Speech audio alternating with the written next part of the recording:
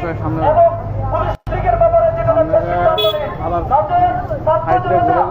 বাংলাদেশের সাধারণ শিক্ষার্থীরা যে কোনো পর্যায়ে যে কোনো মূল্যে এই সমস্ত ছাত্রলীগ এবং পুলিশ লীগকে প্রতিহত করার জন্য তারা বাধ্য হয়ে যাবে।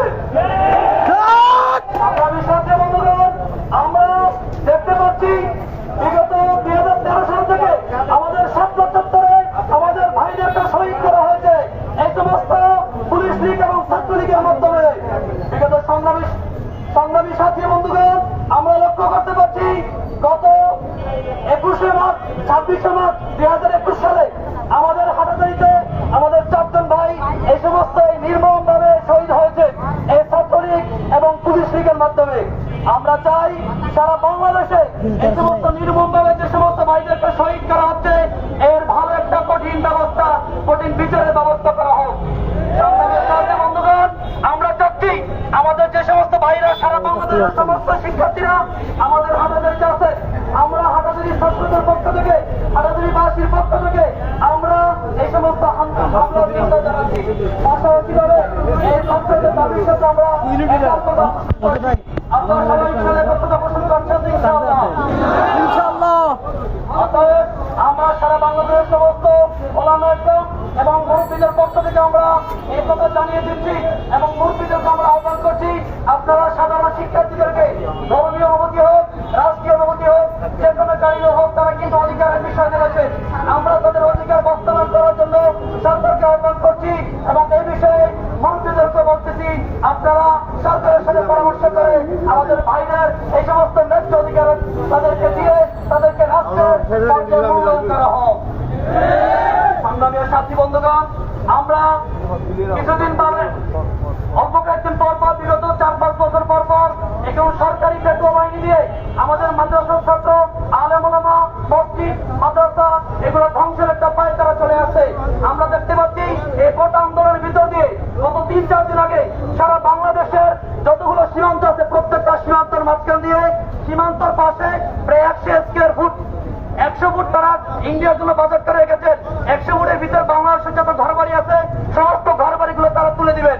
এই কোটা আন্দোলনের ভিতরে তারা ইন্ডিয়া দালালি করা শুরু করছে। আর ইন্ডিয়ার দালালি তাদের এরকম পর্যায়ে চলে গেছে, তারা যে কোনো পর্যায়ে বাংলাদেশকে ইন্ডিয়ার হাতে তুলে দেওয়ার জন্য বাধ্য। অতএব আমরা আমাদের অস্তিত্ব লড়াই, আমরা আমাদের ইমানের লড়াই হিসেবে সামনে আমরা যে কোনো কর্মসূচি দিতে বাধ্য হব। আমরা সরকারকে বলবো এই সমস্ত যে আমরা দাবিগুলো তুলেছি, আমাদের ভাইদের যে সমস্ত হামলা করা হয়েছে, তাদেরকে যে সমস্ত ভাইরা আমাদের শহীদ হয়েছে তাদেরকে যে কোনো একটা রাষ্ট্রীয় কোনো কোটা দিয়ে তাদেরকে কোনো একটা কিছু ব্যবস্থা করে দেওয়া এবং তারা শহীদ হিসেবে তাদেরকে ঘোষণা করে দেওয়া এবং তাদের প্রত্যেকটা স্তরে তাদেরকে মূল্যায়ন করে দেওয়া।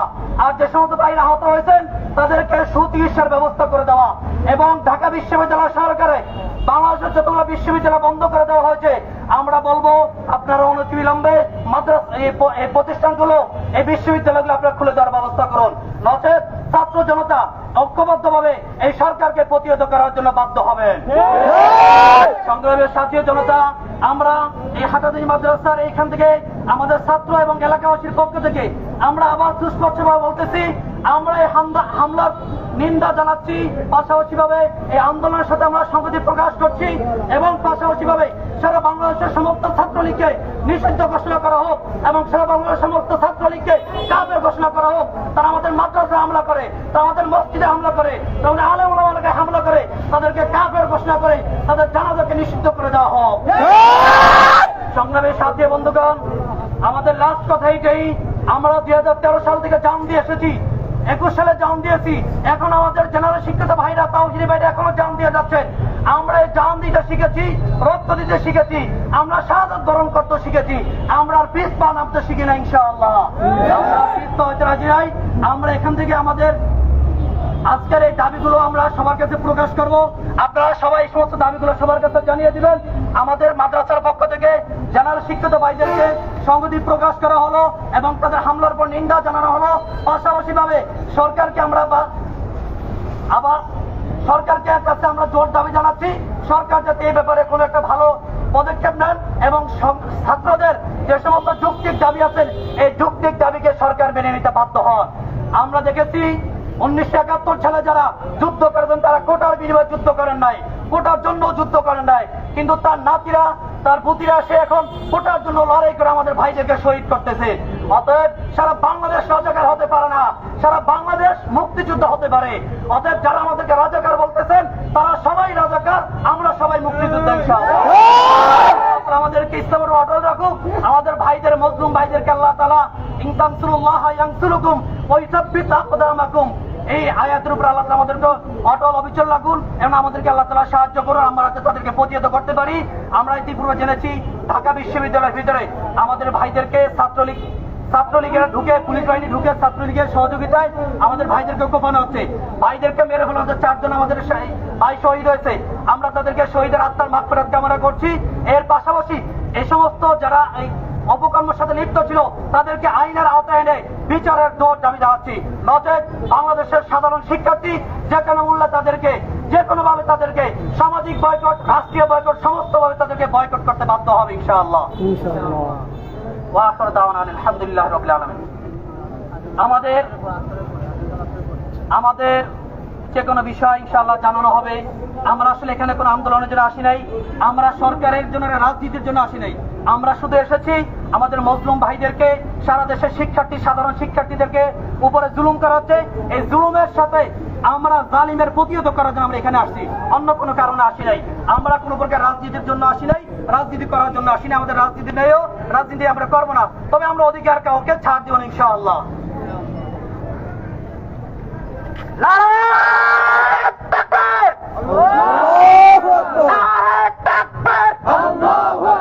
আমার ভাই শহীদ জনাব, আমার ভাই শহীদ জনাব, প্রশাসন জবাব দেয়, প্রশাসন জবাব দেয়। আমার ভাই শহীদ জনাব, আমি কে তুমি কে? রাজাকার রাজাকার, আমি কে তুমি কে? রাজাকার রাজাকার, রাজাকার রাজাকার, আমি কে তুমি কে?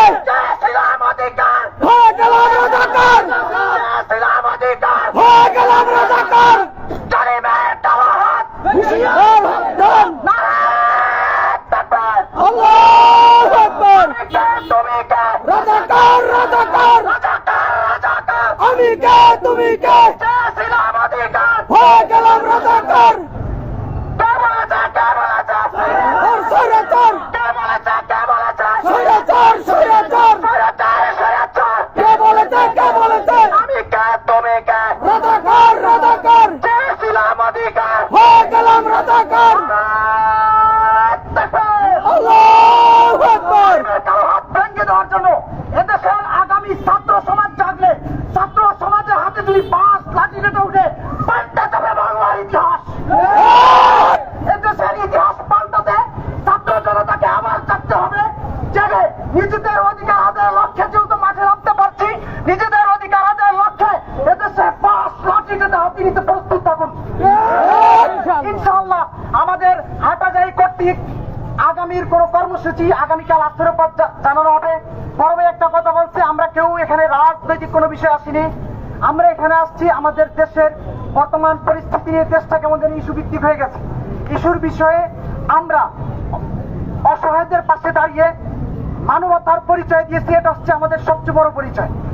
আল্লাহ তাআলা আমাদের সকলকে দেশের প্রত্যেকটা বিষয়ে, যেই সমস্ত বিষয়ে আমরা পাশে দাঁড়ালে সওয়াবের আশা করা যায়, সেই সমস্ত বিষয় এই দেশ এবং জাতির জন্য আমরা, এবং একটি বাক্য আছে, এই দেশ এবং জাতির জন্য আমাদের সুখ নিতে হারাম।